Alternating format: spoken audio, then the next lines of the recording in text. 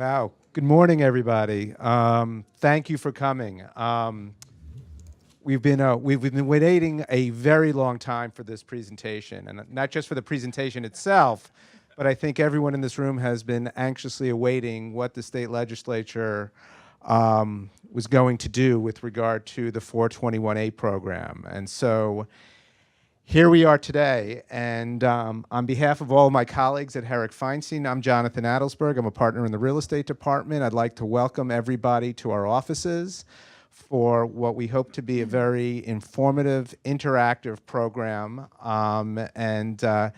It's great to see so many people that are our clients, our friends of ours who we developed on the opposite sides of transactions. And I think that nobody has really there's been a tremendous amount of uncertainty in the market for some time with regard to the future of 421A, and I think the new terminology that this program will be called is the Affordable New York program.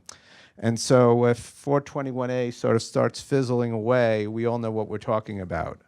But I don't think anyone really wants to hear me speak this morning. So we have a panel of my distinguished colleagues and our guest, Michael Slattery, who's the Senior Vice President of Research at REBNY, the Real Estate Board of New York. Immediately to, what is it, my right, your left, depends what side of the room you're sitting on, is Jen Dixon, who is our Chief Planning and Development Specialist. Jen's a bit modest, but I think it's fair to say that Jen is by far is one of the most leading experts in the state on the 421A program. And in addition to doing, many of you, if not all of you, have worked with Jen in some capacity in connection with all types of issues relating to zoning and development. Jen has really become an expert in the state on the affordable housing program. All the way on my right is my dear friend and partner, Mitch Corby, who chairs our land use zoning practice, who will facilitate this morning's discussion. But there's one thing I ask before everyone walks out of the room. One, you have to walk out of this room with a new contact that you didn't know before. Two, you have to think of a new development idea that hasn't taken place yet. And three, most importantly, there needs to be at least, Mark, how many deals have to be made this morning? Dozens, if not hundreds. So let me turn the stage over to my partner, Mitch Corby, and we'll get going. Thank you, Jonathan. Thankfully, there's very little for me to do here this morning. As head of our zoning and land use practice, I typically warm up the crowd with a zoning joke or two, but there really are no zoning jokes. So I won't do that. I'm a little worried about the Department of Buildings showing up in light of the overcapacity crowd, but I think we'll be able to fend them off as well. So let's just get right into it, because that's what we're all here for. I'm very proud to be working with Jen for the past 12 or 13 years. And together we've grown together at Herrick and made sure that everything that gets done here is accurate, correct, and exciting. And so it's been a great run, and I enjoy working with you, Jen. So you want to begin, and then Mike will follow up, and we'll have plenty of time for questions and interaction, and it should be an exciting morning. Thanks. Okay, Jen. Okay, so I'm going to go through, I'm going to give a little bit of background on the program, on the prior version of 421A, just so we're all on the same page, and then we'll get right into the exciting part, the Affordable New York, the new program that's been passed. I'll talk about what aspects of the program have remained the same, and then go into what some of the significant changes are to the program, and then Mike will speak specifically to the construction labor provisions, which I know we're all very eager to hear about. So just generally, what is it? What are we talking about here? Affordable New York, formerly 421A, is a state law. That is why we were waiting for the New York State Legislature to pass it. The city, the Department of Housing Preservation and Development, administers the program. They have not yet passed any kind of rule for this particular piece of the program. So what we're going to talk about today is the law that was passed by the state, and then we'll see if something happens in the future with regard to rules.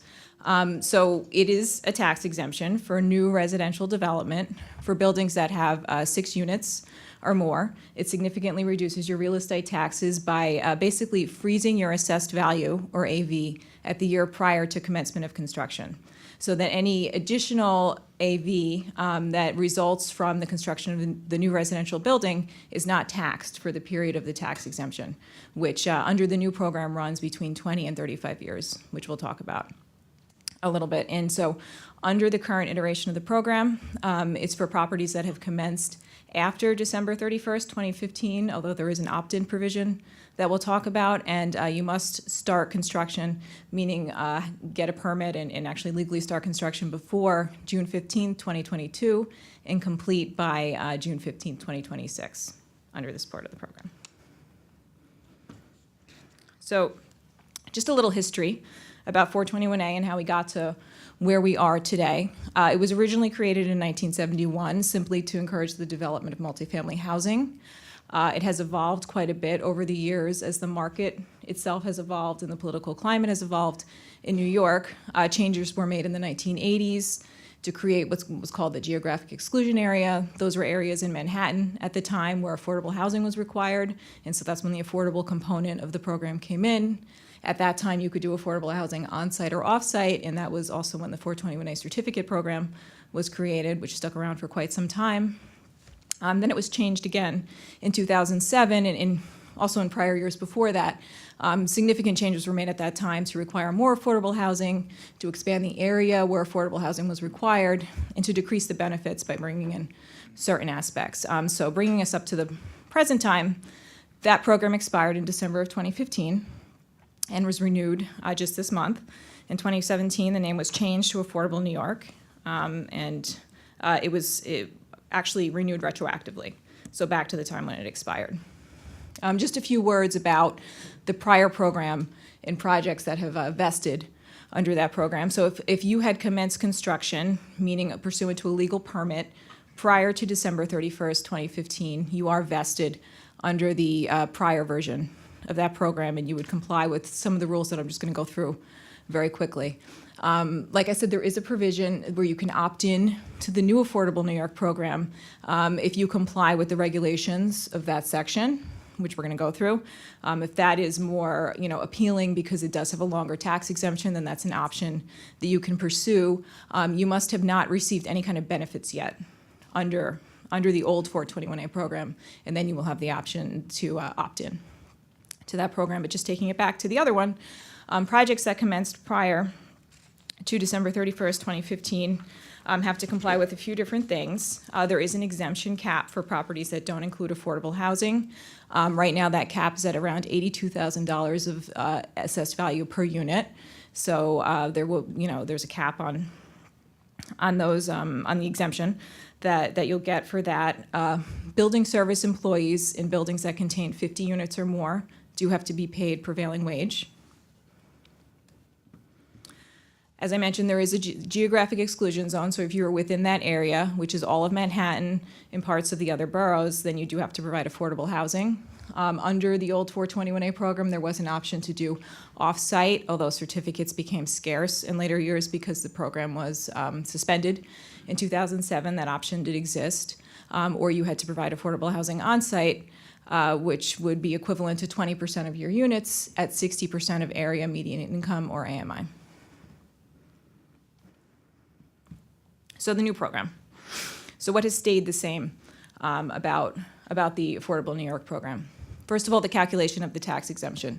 It's essentially the same thing where the assessed value is frozen at the year prior to commencement of construction. Anything that results from the construction of the new residential building is not taxed, and that is part of the exemption that you get. There is still a 3-year, what's called a construction exemption.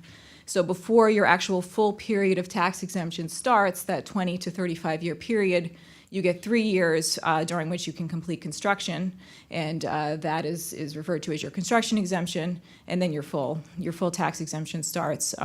You are not required necessarily to complete within that time, but if you don't, then your tax exemption will start running. There is still a provision where you could have up to 12% of your area as commercial or residential accessory space. That is essentially the same as it was before. That will be covered within your tax exemption. If you have more than that, then that area will be fully taxed, whether it's a rental building or a condo building.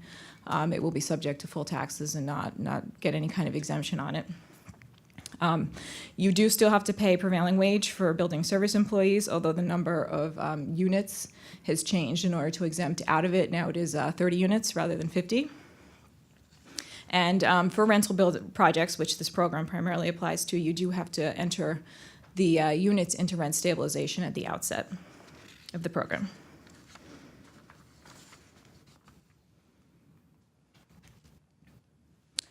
So what is different about the new program? First of all, the length of the tax exemption is different than it was before. So for basic rental projects, they receive a total of a 35-year tax exemption, 25 years of which is 100% tax exemption. So that increase in AV is 100% fully exempt from taxes, and then an additional 10 years for your 35 years at a percentage equal to the percentage of affordability you have in the building. So if you have 25% affordable units, then 25% of your increased assessed value will be exempt, and the rest of it will be taxed for that remainder of the 10 years. For home ownership projects, which is fairly limited, under the new program, you get a 20-year tax exemption. 14 years of that will be fully exempt at 100%, and then the next 6 years will be exempt at 25%. And then enhanced affordability projects, which are those that are subject to the construction labor provisions, which Mike will speak about, that have more than 300 units, will get a full 35-year tax exemption at 100%. So that will be, the entire time, it will be 100% exemption. Affordable rental units, which will be entered into rent stabilization, must stay in rent stabilization for 40 years. The affordability requirements are also different, and I know we've heard a lot about this. So now we have many options to mix it up for all of us. And these options, they are somewhat similar to the city's mandatory inclusionary program. So they may look familiar for those of you who have seen that. Option A, and these are again, for basic rental projects. Option A requires that 25% of the units be affordable, 10% at 40% of area median income, 10% at 60% of AMI, and 5% at 130%. You can use tax-exempt bonds and low-income housing tax credits, but other types of subsidy are not permitted. And just to give a sense of what kind of rents those are, 40% of area median income is a rent for a studio of between $464 going up to a 3-bedroom of $817 a month, and then going all the way up to 130% of AMI. We're talking about a studio is like $1,700 a month, and a 3-bedroom is $3,000 a month. So there is quite a range in terms of the affordability there. Option B requires 30% affordable housing, and that's 10% at 70% of AMI, and 20% at 130% of AMI. Option C is not available south of 96th Street in Manhattan, and requires, again, 30%, but you can have all of the units at 130% of AMI. You're not permitted to use government subsidy with this option. The options in the enhanced affordability areas, which are Manhattan and parts of Brooklyn and Queens, are almost identical to the options that I just ran through. Again, you get a longer tax exemption for doing these options, but the affordability, you have to have between 25 and 30% generally at those levels.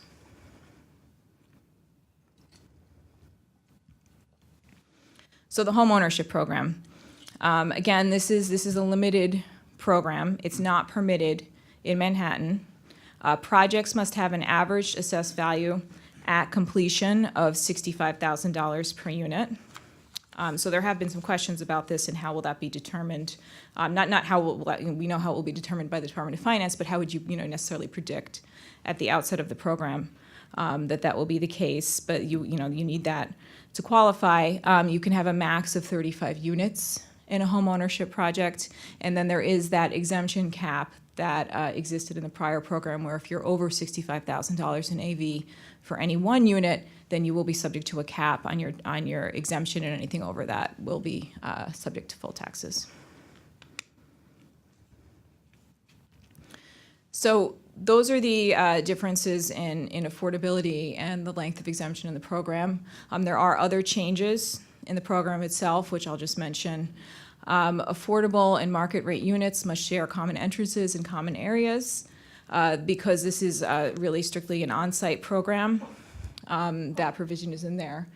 And it is somewhat similar, again, to the city's mandatory inclusionary, although mandatory inclusionary does allow off-site on the same zoning lot, so there are some differences there. The minimum number of units that you have to have for a project is now 6. It was originally 3, and then it was 4. So that has changed, so very small residential projects would not qualify. There are the construction labor requirements, which Mike will talk about in just a second, in the enhanced affordability areas.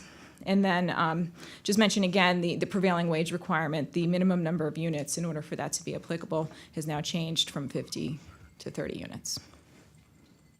So now Mike will talk about the other pieces of the program, and then afterwards we'll take questions.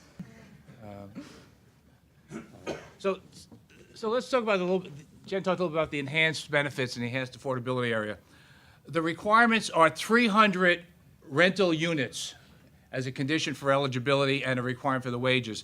That doesn't mean 250 rentals and 50 condos. It's 300 rental units, so that if you have 300 rental units and 100 condo units, you are subject to the wage requirement.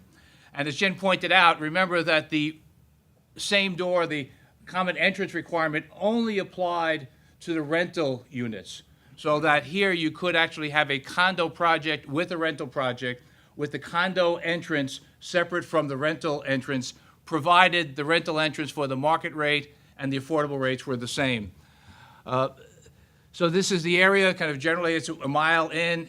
If you look at the legislation has street boundaries. Hopefully HPD will provide a map that kind of shows where that is. I think the opt-in provision kind of helps those who are somewhat outside the area but larger than 300 units wanting to move into the program. For those who are within and are concerned about it, that information, again, is in the statute. It's pretty straightforward. You just got to kind of find out where you are. Okay.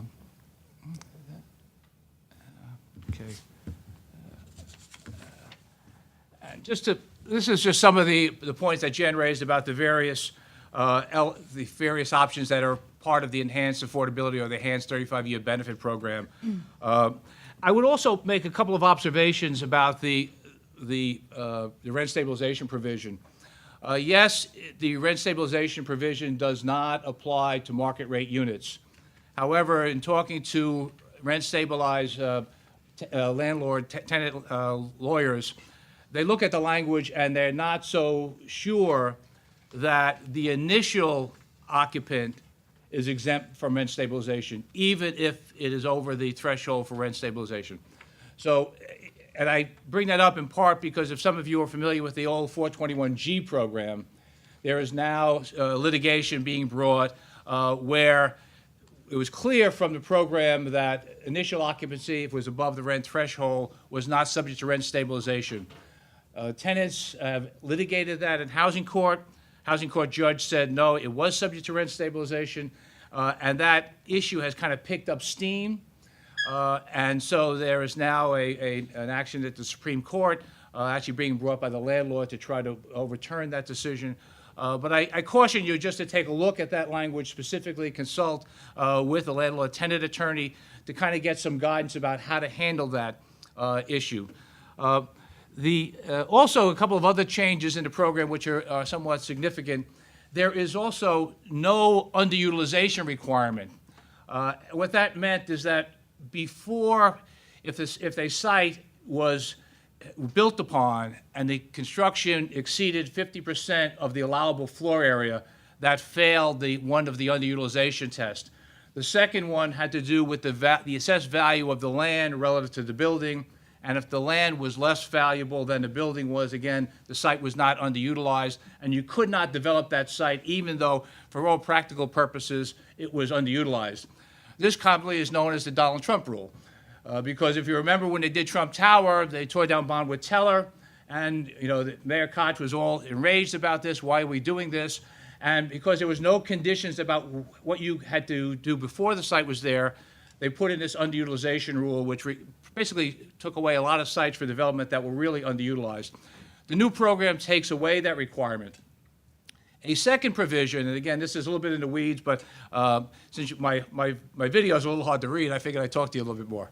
The replacement ratio, it used to be that you would have to replace a new unit, a new project had to replace one new unit for one unit that was on the site prior to construction. Well, prior to construction, it was vacant because you tore the building down. So now the new replacement ratio requirement says that for every unit that was on the site 3 years prior to construction, you have to replace that with one affordable unit. So there is a kind of a meaningful replacement requirement provision now in the statute that one has to adhere to see whether their site is actually eligible for the benefit. Okay. Hourly wages, that's the requirement now that if you are in Manhattan, south of 96th Street, you are more than 300 residential units, rental units, you are required to pay the average wage plus to do the affordability in order to be eligible for the benefit. What constitutes wages? Well, it's certainly the wages that you pay the worker, but it also includes all the benefits that accrue to that worker that you are responsible for, including payroll taxes, vacation, holiday pay, and things of that nature. And again, there's a pretty broad description in the statute about what constitutes that provision, what constitutes wages in that regard. And then that total sum is divided by the number of hours worked on the job. And if you meet that $60 requirement, you are home free. If you are in the boroughs, if you're in Brooklyn and Queens, and the average wage requirement is $45. So, and then Jen talked a little bit about the opt-in provision, and that's basically available any place else in the city. The requirement for wages, if you want to opt in, is $45. However, you still have to be more than 300 rental units. So the requirement still is 300 rental units, and you can opt in if you pay the wages. And the other critical thing, which Jen pointed out also, is that in order to opt in, you cannot have begun receiving benefits under any of the old programs. Now, I know a lot of, what I understand is the practice is that because of the high cost for a fee for 421A, many people kind of waited as long as possible to pay the fee and were willing to pay taxes during the construction period because those taxes during construction period may have been less than the fee you had to pay. So if you're in that situation, you haven't drawn down the fee, you can opt in. But if once you've started to take benefits, you're basically out of luck. Now the wage compliance provisions, well, how does this work? Essentially, all the contractors and subcontractors on the job have to provide wage information to the independent monitor. The independent monitor is a defined term in the statute. It has to be a licensed CPA selected by the developer. So essentially 90 days after the work is completed by the contractor or the subcontractor, that wage information needs to be provided to the independent monitor. The independent monitor, at the completion of the job, has 1 year to file a report with the fiscal officer, in this case it's the controller of the City of New York, indicating whether or not the project is in compliance or not in compliance. And then there are two sets of, I'd say, penalties, if you will. Well, one, if the contractor or the subcontractor fails to provide that information within 90 days, they are subject to a fine of $1,000 per week or of a maximum of $75,000 for the year, for the time, maximum of $75,000. Likewise, the contractor, in terms of submitting the final report to the fiscal officer, is also subject to that same requirement.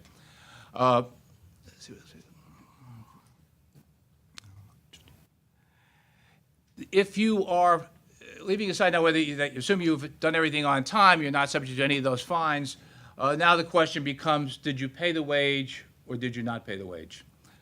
If you pay the wage, obviously you're home free and you're fine. If you did not pay the wage and you are below the wage requirement by less than 15%, you have 120 days from the completion, from their submission of the report to the fiscal officer to pay the balance of that amount to the fiscal officer, and then you are, again, home free. If, however, your payment is more than 15% below the wage requirement as determined by the independent monitor, you have to do two things. One, you have to pay the benefit, the balance below the wage requirement, and you are subject to an additional penalty of 25% of the deficiency. So it's 20, whatever the shortfall was, 25% of that becomes a penalty. That penalty gets, and in all cases, the penalty amounts, whether it's below 15% or less, or 15% or more, the penalty amount gets given to the third-party administrator, and the role of the third-party administrator, who has not been identified, but who would be selected by the controller based upon recommendations by the real estate industry and the labor association, would come up with a plan on how to disperse that money to the workers on the site. The additional 25% penalty for deficiencies greater than 15% would get paid to the agency, basically HPD, for affordable housing programs. So that's the framework there. And a lot of this, again, and what I'd say the most critical thing for the industry was that HPD cannot reject an application on the basis of failing to meet the minimum wage requirement. So if you've not met the wage requirement, you are not subject to a loss of benefits. Just two other pieces that are of importance in terms of the process. The fee now is changed to $3,000 per apartment. Before it was 0.4% of the project cost. And also now, instead of having a two-tier filing process where you file for your preliminary certificate of eligibility and then file for a final certificate of eligibility, which we know right now is a problem for a number of people, there is one application at the end, which has to be filed 1 year after completion of construction. So those are the parameters. I apologize for the small print, but I hope what you couldn't see, you heard. It's only small for you, so it's big for them, Mike. It's big for them? Okay. Yeah. Okay, well. Okay. Thank you very much. I have goosebumps. I don't know if. I'm the zoning joke. Why don't we open it up to questions? This was awesome, and it was very thorough. But it was also very complicated, and it was fast, because New Yorkers are fast. And so, what do we have for questions? Yes, in the back. Maybe stand up and introduce yourself. That's okay. Year, the tax will go to 80% of the assessed value, and it will be for the next 10 years flat versus the phase-in that was typical. So, right, so after the 25th year, you'll go to, if you have 25, you'll go to 75%, and then that will be flat for the rest of the tax exemption period. That's right. But it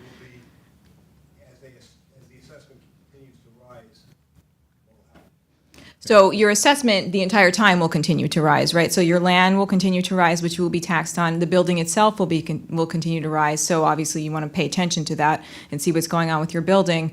Once the 35-year period is up, then you will just dive right in, essentially, to where you were at the fully taxed level. But in the 26th year, your taxes will be 80% of the full assessment. They will be 75% of the full assessment. Just to clarify, it's the improvements, because you're still always paying the mini tax. Right. You know, the mini tax is always, that's the amount that's the amount of tax you're paying on the site, which is based upon the value of the property prior to construction. So that's always unexempted. The exemption, as Jen said, is really on the value of the improvements, and it does have that inflation protection. So it's always, you're paying 75% of that, and you get the 25% benefit. So. Mark? Yeah, so this CPA, the people that are doing the certification and payroll, what standard do they have to meet? Is this like a gap audit standard, or is it a compilation that they're doing? Why does it need to take a year for them to compile this report? I don't know. I think look, it's what the statute says. I think the only requirement is that they be a licensed CPA, and they're subject to some education law, which I didn't go see what the reference It was. sounds like it's a compilation. It's not like. No, yeah, it is, I think the example was, it was really basically arithmetic. You're collecting the data from all the various contractors and subcontractors. You've got all the wages as defined, you've got all the hours worked. It's a math, and then how you report. I mean, there's no guidance on how to report. I guess people would ask, we're looking for HPD to provide guidance on that. But I think HPD, just so you know, I mean, they do not, and for those who've been involved in the program before, they don't want to enforce wage requirements. The building service worker provision was put in 2007 and 2008, and local 32BJ complained continuously because there was no enforcement of those provisions, and took it upon themselves to kind of identify violators. So HPD did not want to get into the business of enforcing wages. They didn't want to get into the business of enforcing wages here, so that is why, in part, the requirement to enforce this is moved to the city controller. Because, they're also the ones that do prevailing wage, laws and all the other things. So arguably, there's more expertise there in doing that. But to the point of the question, it really is just a compilation and a math formula, math process. And that wasn't the hard question. Bill Brothers in the back? Hi, there are a lot of inclusionary zoning rights coming up on the market because of HPD's preservation program. How is this going to work with off-site production or purchase of those? Who wants to handle that? Well, the off-site does not satisfy the on-site requirements. So, Right, the inclusionary will give you the floor area benefit, but that off-site affordable does not satisfy the affordable requirements, because the affordable requirements of the new program are all an on-site requirement. it's an on-site program, right, Yeah. exactly. So you got to do it on-site. Does everyone appreciate that nuance? Jen, maybe you want to, Yeah, I mean, I was just saying, this is the new 421A Affordable New York is an on-site program. So although inclusionary and even mandatory inclusionary works where you could still have an off-site component to it, here you have to satisfy your affordable requirements within the building. I would the only qualification I'm making, and I didn't mention it before, is that if you have a multi-phase project, multi-building project, it still allows for you to put the affordable all-in-one project as long as you meet the minimum affordability requirements. And if you think, Atlantic Yards is an example of that kind of project, or also some of the earlier projects in Greenpoint, Williamsburg, where you had an affordable project and a market rate project, but because at that point they were on the same zoning lot, the affordability requirements were satisfied. So that provision is still in there. Yep. this gentleman in the second row, you had a question? Thanks. Just a quick one for Michael, and that is, was that correct to hear that even if you completely blow the wage requirements, you still qualify? You pay the penalties, whatever it might be, but you still qualify for the tax exemption? Yes. Good, and, good answer. And my other question is, That was a deal breaker. my other question is, what's the compliance, the real cost for the contractors and the subs? Has anybody really tried to get the exact numbers on what their costs will be to comply?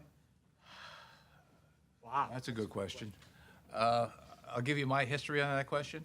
I asked 3 different developers how many hours it took to build a 300-unit rental project, and I got 3 very different answers. And the other part of it, though, which was a legitimate answer, and that is that when you buy a job, and the developer representatives here can kind of correct me, when you buy a job, you're buying it for a price and for a product. You want something to be built or completed for a certain dollar amount. And as long as that product is completed in accordance with the specifications you provide, and you're paying X dollars for it, I don't think you were cared whether it was 100 hours, 1,000 hours, or whatever. So when we tried to get that hourly information, it was extremely difficult to do because I think the owner side did not really have it. We did ask HPD who do Davis-Bacon projects, who do have hourly wage requirements, to share that information, and they were unwilling to give us that information. So I think there was a kind of a gap, if you will, in what the requirements were. I would say, though, that the union representatives in the negotiations, I think, believe that this was a reasonable improvement on what the average wage on a job was going to be, so that it was a meaningful requirement. And so that's kind of where we ended up, and think that it is a meaningful requirement. What that actual wage is, laborers are making one thing, operating engineers are making a lot more than that, so. How Highway, does go that ahead. work? The more inefficient you are, the more you're gonna get paid on the job now? Well, They're flipping it, over. I mean, for me as a developer, I really, as you said, I wanna buy the job as quickly as I can for a certain, price. The longer now it takes, the more hour, to put in the job. No, I was just using it as an example, the difficulty we had to try to come out with a number of, for what, what's the average wage on a job, and how many hours does it take, and things of that nature. And it was just very hard to get reliable data on that, and so we were kind of groping with some of the information that we were able to gather from a variety of sources, and probably none of it would stand up to kind of scrutiny and peer review. It's to say two things. It's to say that you're going to buy the job for whatever it's worth, right? And the question then will be, you're going to pay what you're going to pay. So I'm not sure if I understand what your. But as a developer, I'm now going to be responsible to pay hourly wage. You're paying the wage however you buy the job out, that's the way you're gonna buy the job. So it's only the contractor's gonna pay the wages? The Which I constru- understand, so if I'm buying the job for $10 million, if it takes longer or, quicker, it's not my problem as a developer? Is that what you're telling me? That's a good question. I think the answer is yes. I mean, I think some of the people who are in the room who are builders, you can tell me what, you buy a job for, $1,000, and it's gonna take 10 hours to do that. You're not gonna pay more than $1,000, right, until the job is complete, correct? Correct, unless now the GC is gonna come and tell me, well, I have this requirement of affordability, Well, wages, and try to shift it to me, I which. would say, this is my, you tell me if this is correct. I mean, you buy the job for 1,000, it's 10 hours of work. The GC, something happens, he screws up. He's now it takes him 20 hours. He's not gonna pay those workers less, right? He's gonna pay them 2,000, right? Because he screwed up. What are you gonna pay him? You're only gonna pay him 1,000, right? Life is more complicated. Yeah, no, it is complicated. But I think, the critical thing, what I think was tried to be achieved here is that you are never going to lose the benefits because of some issue with the wage. And that's, Yes, sir? The implication of this is you need to be more careful about your construction contract, right? Because you have to rely on them giving you accurate information, but you have a liability if they don't. Right? Yeah, so you gotta be careful. You gotta put something in your contract. Mark, you have a follow-up to this? Yeah, I have a follow-up. This actually is taken to a different topic. It has to do with multi-building sites. So same zoning lot, two buildings. As I understand it, if one of those buildings is a condo, that building can be all market rate units as long as the rental units have the appropriate percentage of affordable units for the whole project. In other words, if it's a 25% requirement, and it's a 400-unit project, 300 in the rental building, 100 in your condo building, right? Total 400 units, and you have a 25% requirement, that means 100 of the 300 rental units have to be affordable? Condos Is that don't accurate? have to. Meaning 25%, or do the condo units, or is it 25% of the 300 and the condo units get tax benefit? Jen, I think you. Well, yeah, I mean, so condos have to, if you want tax benefits for condos, they need to fulfill the requirements of this program for condos. So it won't be a situation where you're benefiting the condo from the affordable units in the rental project. You can have that situation, it can exist where you have a condo that qualifies and you don't need to spread that affordability around and But I as thought part of your in the part of the multi-building. presentation, it seemed to indicate you don't have to have affordable units located in a condo building. there are no affordable requirements for condos. Right, condos, if you want benefits for a condo, it has to have that average assessed value level of $65,000, and you have to fill into those parameters. You can have also a condo with no benefits, part of your project, that is separate, a separate building, and that can And it exist. just wouldn't have that portion of the site would pay full taxes. Right. It, Assuming it's not, it wouldn't, it could qualify, the site could qualify for the 421A benefit, or whatever we were calling it, for the rental building, but, and have a market rate condo on the site, but that market rate condo would pay taxes, is what you're saying. Assuming it's a 100-unit building that I just mentioned. Leaving aside that option D, I'd say that no condo gets the benefit and no condo building triggers an affordability requirement. So your example of 100 and 300, the 300 has the affordability requirement, and it's 25% of that 300 as opposed to. Yes. And that 25%, like inclusionary, does that have to be, the units have to be spread throughout the building in a fair and? Right, it can't be more than 70% on the floor, and, right. Right, and they need I to. think it's not as restrictive as the inclusionary, it's- but they have to be dispersed. They have to be dispersed, and they have to have a comparable breakdown in terms of the market rate Correct. units, in terms of bedrooms. Gentleman in the back there in the, go ahead, sir. Simple, I think simple question. Maybe stand up so we can hear you and, yeah. $45 or $65 wages, is that fully loaded? Is that FICA, workman's comp, payroll taxes, benefits? Is that all in the 45, or is it That's everything. base wage of 45 plus? No, that's the definition of the wage is the actual wage and all those benefits that are there, and that's spelled out very clearly in the, in the legislation. So, yes. And another question, the 300 plus, if you're outside of the enhanced affordability zone, and you're in a borough, and you want to buy in, you get a 35-year benefit, but then you trigger the wage requirement, which would not have existed. Yes. But for your trying to buy in. So we have about 10 minutes. I just want to, questions? just one other question, on just a clarification. If there is a job action, someone has a job action on the site, they picket you, or something happens to where they delay you, that nullifies the 25% penalty if you were deficient, more than 15%. So that a job action on the site takes away the 25% penalty that would have been imposed if you were deficient by more than 15% of the hourly wage requirement. When you say job action, what do you mean by job action? Well, again, this is a defined term, but it's, there's a strike, they picket you, someone walks off the job, there's anything, something like that takes place.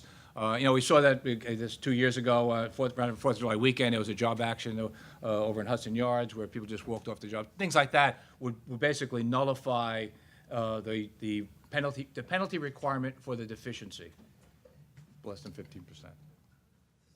Questions? Other questions? Yes, sir, in the back. We've got this structural element in front of us, so we can see. In the past, if you were in an inclusionary housing designated area, in order to get the FAR bump, I believe you had to provide 20% affordable and 80% AMI. Does that sound right? That's right, yeah.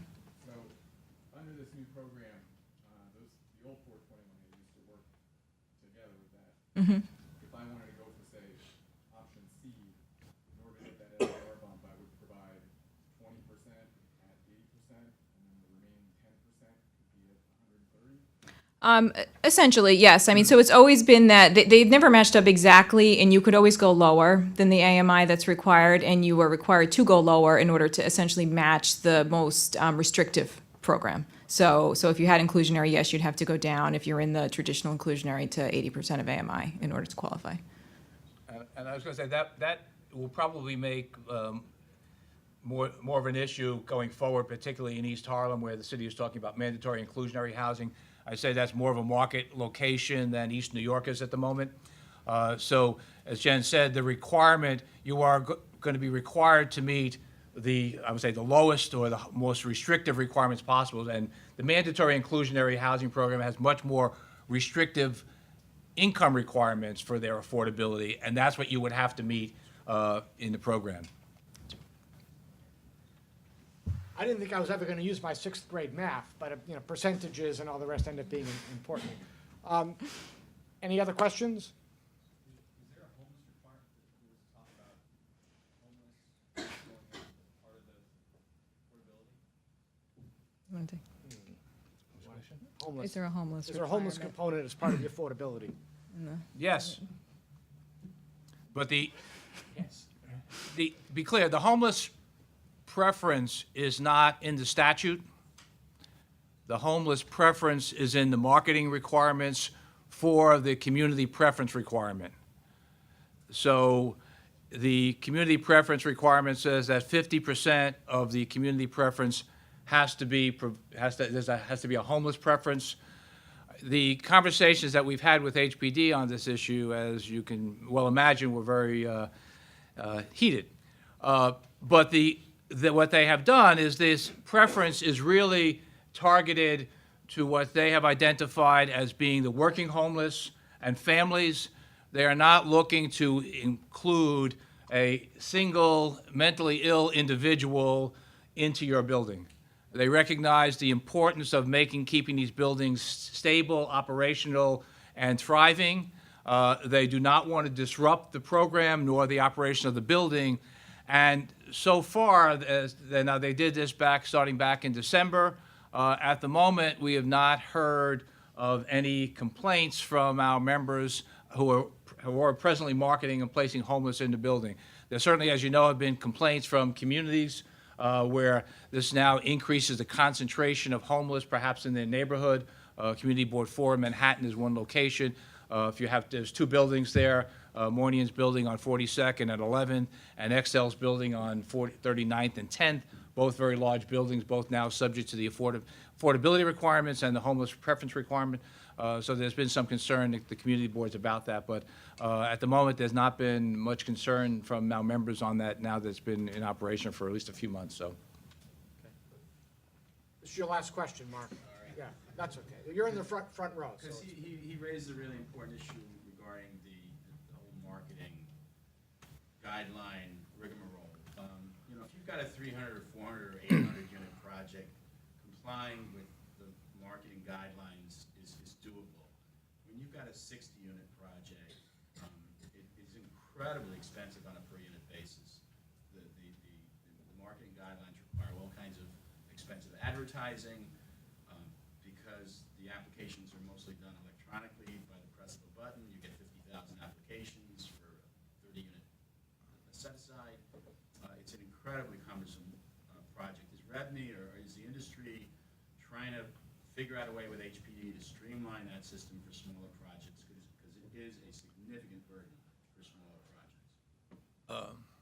I guess that's me, huh? I also just want to clarify for those of us who don't know, so that what we're talking about is HPD for their affordable programs has marketing guidelines. This is outside of the state law that we're discussing. They're long. There are many pages. So when you're going through one of these programs, there are a lot of things, obviously, that you need to pay attention to. Marketing guidelines are somewhat towards the end of this process, but they are, as we've seen, very important. Obviously, you need to comply with them. So. I'll deflect the question first, but then I'll come back to it. The real pressing issue at the moment in terms of marketing are those people who want to opt in. Because generally those projects that you started before had only a 20% requirement. You may have had an approved marketing plan for those 20%, and now you want to opt in and go to a 25 or a 30% requirement. You have to go back and do the marketing again. So that's been the most pressing issue that we've encountered with that. And back to the question I tried to deflect, HPD, and certainly when Vicki Bean was there was a real recognition that the marketing was a real headache. It was time-consuming, it was expensive, and it was frustrating, and as you said, it was extremely burdensome even for the not-for-profits who were managing them. They were passing their costs on to the for-profit developers who were not happy. They have been looking at that to try to facilitate that, but it's a challenge. And the other issue that's out there that we're starting to hear about is that it's very hard to find occupants for the 130% category. It's not because there are not a lot of applicants or a lot of people out there who meet that income requirement. It's that those individuals and families have other choices, and the requirement to show you were income eligible is so cumbersome that people just say, it's not worth it, I'll go someplace else. So that is an issue, and I think it goes again to the marketing requirements and the income eligibility. And we've talked a little bit about, isn't 2 years of tax returns, good enough? I mean, more than the president gives you, so it's okay, So, all right. You gotta get some humor in this crowd. Look too serious here. It's only a tax exemption program. Serious topic. Any additional questions? Okay, we have one in the back, one in the back, yes. Hi, just to clarify, if the project has fewer than 300 rental units, then the prevailing wages do not apply? Correct, That was good. regardless of where you are located. Did you have a follow-up, Bill, that you wanted to ask? No, one minute. Actually, it's a little bit like that. Okay. If we've been talking about what happens on these really large projects, if you take the 60-unit condo that he's talking about, or 100, 150-unit rental, does this make sense? Just in your opinion, Does it what? I'm sorry. Makes sense. make sense? I think, well, I guess the builders are going to have to answer that question. But I know, I think the analysis that HPD did as part of its mandatory inclusionary kind of informed its decision on the affordability requirements here. I'd say two things. One is that I think it certainly makes some sense in better neighborhoods. I think as you get to the perimeter or the periphery of market neighborhoods, I think those become more of a question. I think one of the things that we found with our members, because we bitched and moaned about the additional affordability requirements and swore up and down to the city that you couldn't finance these projects because of the lost income in the first year. And then after we kind of took a pause and said, well, let's think about this. And so what happened was someone said, look, if you were eligible for the 20-year benefit, and in year 12, the benefit starts to burn off. So now you've got the new program, which is 35-year benefit, 25 years at 100%. In year 12, you're looking at 13 more years of no taxes. That's not a bad time to either sell that building or refinance that building because of that benefit. So I think that in regard to the smaller projects, that 35-year benefit may have the same kind of residual benefit to the builder. And so it's not something that you, I think, can recapture quickly, but the longer term will make that project look different 10 years from now than it may at the beginning where you're really struggling to make it work. Okay. Thank you all very, very much for being here. Thank you to Jonathan, my partner, Jonathan Adelsberg. It was Jonathan's idea that we have this conference, and I think it was a tremendous idea, and I'm very happy that Mike joined us to lend his talent and expertise, and thank you to Jen for all the years of hard work and for your expertise in this particular matter. People will have questions, I'm sure. Tonight, you'll think of something, or as you leave, you'll think of something. Please feel free to email us. We'll try to get back to you as soon as we can. Easy for me to say we, I really mean my colleague Jen. Mike is always there for his members, and I'm sure we'll get back as well. And the key word was members. I said that, yes. Thank you all very much. Thank you. Thank you. I appreciate that.